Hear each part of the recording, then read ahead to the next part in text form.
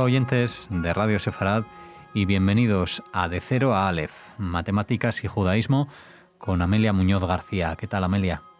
Buenas tardes. Bueno, bienvenida una semana más, una edición más de este De Cero a Aleph aquí a Radio Sefarad, a tu programa en el que vas a hablar a los oyentes de Emil Grosval, que fue un matemático judío rumano conocido por sus trabajos en teoría de números y análisis clásico. Cuéntanos más sobre este matemático.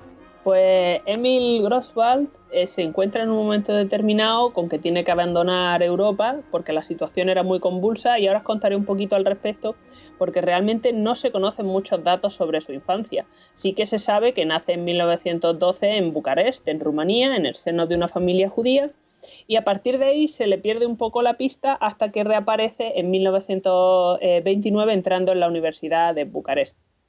Entonces lo que voy a hacer es contaros un poco sobre cómo estaba en Rumanía en aquel momento para que nos hagamos una idea de qué situación atraviesa tanto su familia como él mismo. Bueno, como comentaba, Rumanía acababa de atravesar y estaba atravesando una época bastante convulsa, ya que acababan de tomar posesión de la Dobruja meridional de manos de Bulgaria tras la Segunda Guerra Balcánica a través del Tratado de Bucarest, que tiene lugar en 1916 y que pone fin a la guerra que había ganado Rumanía. Es por esto, en parte, que no iban a meterse en la Primera Guerra Mundial, pero tras prometérsele territorios de los austrohúngaros, en 1916 acaban luchando y perdiendo contra la Cuádruple Alianza, la alianza formada por Alemania, Austro-Hungría, el Imperio Otomano y Bulgaria. Entonces los austrohúngaros y los alemanes toman 3/4 partes del país para 1917, y en 1918 se firma otro Tratado de Bucarest en el que Rumanía hace las paces con la Cuádruple Alianza. Y sin embargo, sobre la marcha está teniendo el colapso tanto de Rusia, debido a la Revolución Rusa, como la del Imperio Austrohúngaro. Y esto, unido con la derrota de Alemania en la guerra, hace que Rumanía se encuentre en posición de reclamar gran cantidad de territorio.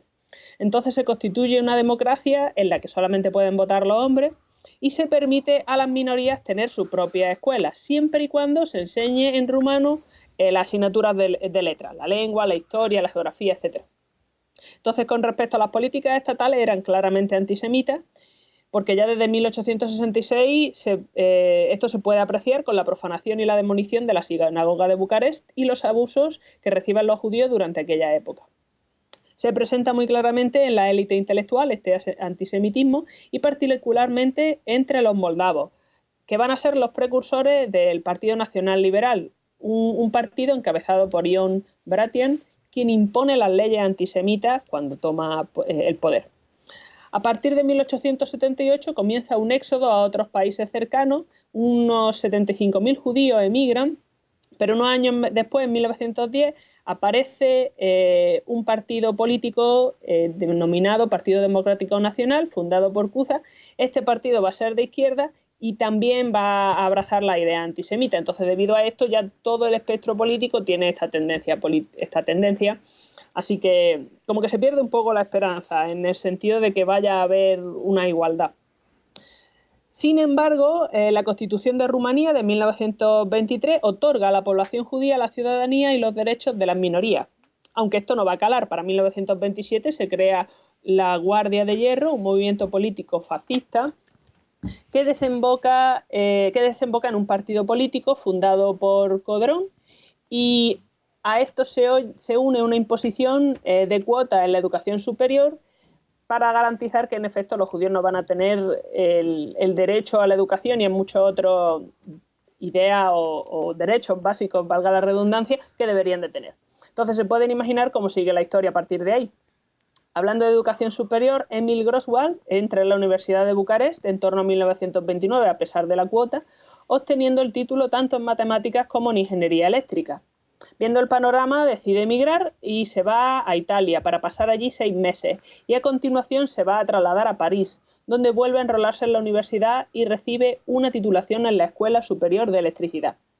Emil va a permanecer en París hasta 1940, cuando los nazis toman la ciudad. Entonces se va a trasladar a Orleans, de hecho se va a trasladar a pie, contaba él, y a continuación a Montpellier, donde se enrola en la universidad esperando poder cursar unos estudios de doctorado. Nada más lejos de la realidad. En 1941 tiene que abandonar Francia y se va al Nuevo Mundo, atravesando España y Portugal. Va a hacer una pequeña escala en Cuba, una pequeña relativamente, porque pasa allí 2 años, y ya por fin va a llegar a Estados Unidos en 1946. Primero pasa por Puerto Rico y en 1948 alcanza el continente, con la que acabaría siendo su mujer, con Elizabeth Rosenthal, con quien va a tener 2 hijas. Con ella se casa en 1950, el mismo año en que acaba el doctorado, por fin, y este lo va a acabar a las órdenes de Hans Rademacher, sobre las estructuras de algunos subgrupos del grupo modular en la Universidad de Pensilvania, en Filadelfia. Rademacher va a ser una influencia bastante fuerte en la carrera de Gros-Wasl. Su primer trabajo va a llevarlo un par de cursos de 1951 y 1952 a la Universidad de Saskatchewan, en Canadá, y va a volver a Estados Unidos para 1952, pasando un curso en el Instituto de Estudios Avanzados en Princeton, el primero porque en 1959 vuelve allí otra vez. Posteriormente acepta un puesto en la Universidad de Pensilvania como profesor en 1953. Entonces, no deja de ser un cargo importante para una persona que podría considerarse hasta cierto punto desconocida si no fuera porque para entonces ya llevaban publicados 10 artículos que empiezan a ver la luz en 1942. Principalmente van a ir sobre el grupo modular, pero también sobre polinomios de Bessel, un interés que va a mantener el resto de su carrera, o distintos aspectos de ecuaciones diferenciales, derivadas de polinomios de Legendre, variaciones de funciones ligadas a valores iniciales, polinomios de Jacobi, etc. Entonces, curiosamente, 2 de estos artículos van a estar en español porque los publica en la revista de la Sociedad Cubana de Ciencias, Física y Matemáticas. De hecho, Gros-Wasl anima a sus estudiantes a que se lean los artículos en el idioma original, si pueden, le anima a aprender ese idioma, ya que era capaz tanto de leer como de escribir muchas lenguas distintas debido al traslado tan grande que había ido llevando a cabo con su vida en función de las necesidades que iba teniendo. Entonces hablemos ahora del grupo modular y de los polinomios de Bessel, que van a ser sus 2 tópicos más relevantes hasta este momento. El grupo modular es un grupo conformado por todas las funciones que son fracciones de funciones lineales, tales que los coeficientes de los polinomios, tanto del numerador como del denominador, cumplen una determinada propiedad. Y además son todos enteros. Esta propiedad es que el producto de 2 de ellos menos el producto de los otros 2 es igual a 1, lo cual garantiza que están como contenidos en una especie de bolsa dentro del grupo grande de funciones polinómicas. Entonces, esta propiedad permite al grupo modular identificarlo, por ejemplo, con un subgrupo de matrices 2×2 con entradas enteras y determinante 1, y con muchas otras propiedades además. De tal modo que empiezan a salir propiedades, características y aplicaciones de ellas. Entonces, esto está contenido no solamente en análisis, sino también en álgebra. De hecho, al campo de estudio principal de Gros-Wasl, teoría analítica de números, se va a basar en la mezcla de ambas. Se va a basar en emplear métodos de análisis para resolver problemas de números enteros. Y se considera a Gros-Wasl todo un experto en la materia a nivel mundial. Con respecto a polinomios de Bessel, pues se trata de una clase de polinomios ortogonales que resuelven una ecuación diferencial de particular interés por su característica y porque sale continuamente, y que tienen conexiones con las funciones de Bessel por medio de ecuaciones diferenciales. Entonces tiene varias definiciones equivalentes y una de ellas es particularmente preferida por los ingenieros eléctricos, conocida como los polinomios de Bessel inversos. Recordemos que Gros-Wasl era ingeniero eléctrico a pesar de que nunca llega a ejercer, al menos a nivel universitario. Entonces, estos polinomios de Bessel van a aparecer en multitud de ambientes, como por ejemplo en teoría de números, en ecuaciones en derivadas parciales, en estadística, etc. Y comenzaron a estudiarse a fondo en torno a 1950. Para 1978, Gros-Wasl publica un estudio que refleja todo lo que se había venido haciendo hasta entonces y que se considera el más importante hasta ese momento respecto a polinomios de Bessel. Entonces, este libro es muy posterior al artículo que él publica en 1951, donde ya se ve que el tema le interesa y que escribe antes de pasar el segundo curso en Princeton, el primer curso en Princeton, el de 1952. Tras estar en Pensilvania 15 años, va a aceptar un puesto de profesor de matemáticas en la Universidad Temple de Filadelfia. Y bueno, los años en Pensilvania no van a ser sedentarios. Va a pasar, como comentaba antes, otro curso en Princeton, sí, pero también va a pasar varios cursos de profesor visitante o de conferencias en otros sitios, como por ejemplo en la Universidad de París el curso 1964-65, el mismo que va a emplear para escribir Teoría de números, otro de los 5 libros que escribe y quizá uno de los más relevantes. Entonces, comenzando en 1965, Emil va a formar parte de la junta directiva de la Sociedad de Matemáticas Americana y deja el puesto en 1968, que va a ser el mismo año que se traslada a Filadelfia. Allí va a estar 12 años, retirándose en 1980 oficialmente. Y digo oficialmente porque él él se transforma en profesor emérito, pero eso no impide que vaya a ir dando clases en otro sitio, en otras universidades donde lo van a ir invitando. Entonces, unos años después de llegar a Filadelfia, en 1972, se publica sus sumas de Dedekind con Hans Rademacher.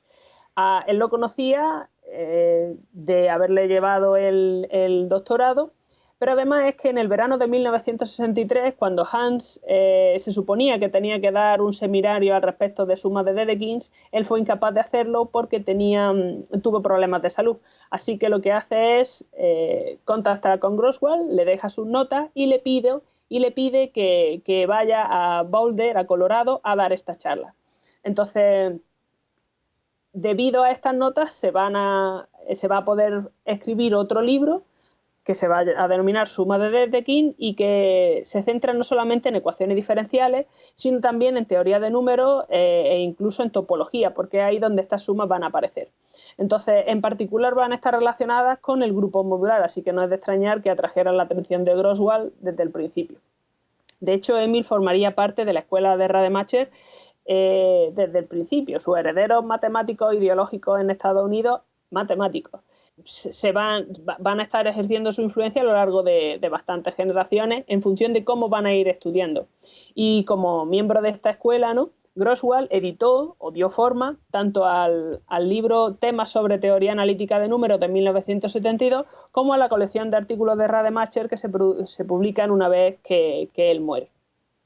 Entonces, con respecto a la producción científica de Grosswald, va a comprender en torno a 80 artículos y 5 libros, además de estos 2 trabajos editoriales que comentaba antes. Y bueno, hemos dicho que se retiró en 1980, pero como comentábamos, esto no le impide aceptar inmediatamente un puesto para el curso 1980-81 en la Technion de Haifa, en Israel, y a esto se le suma un año de profesor visitante en Swarthmore College en 1982, y otra vuelta a su alma mater en Pensilvania en 1984. Y a esto se une un montón de charlas que él iba dando siempre y cuando se organizaran y lo invitaran, o sencillamente que la organizaba él. Y de hecho, en su último año, él muere en 1989, pero su último año va a estar un poquito más delicado de salud y no puede moverse tanto, así que lo que hace es apañárselas para que estas charlas se organicen en su ciudad, en Filadelfia, y pueda ir sin que suponga un gran coste en salud. Pues un nuevo matemático que se suma ya a todos esos que Amelia Muñoz García nos ha acercado aquí a Radio Sefarad, matemáticos y también matemáticas, aunque en menor número, también por las cifras, ¿no?, que se dan, hablando en términos también matemáticos. Amelia seguro que nos acerca alguna otra matemática como lo hizo hace pocas semanas. Este capítulo ha sido dedicado a Emil Grosswald y por ello, como siempre, te agradecemos que estés aquí con nosotros, Amelia, y con todos los oyentes, tus oyentes aquí en Radio Sefarad. Gracias a ustedes.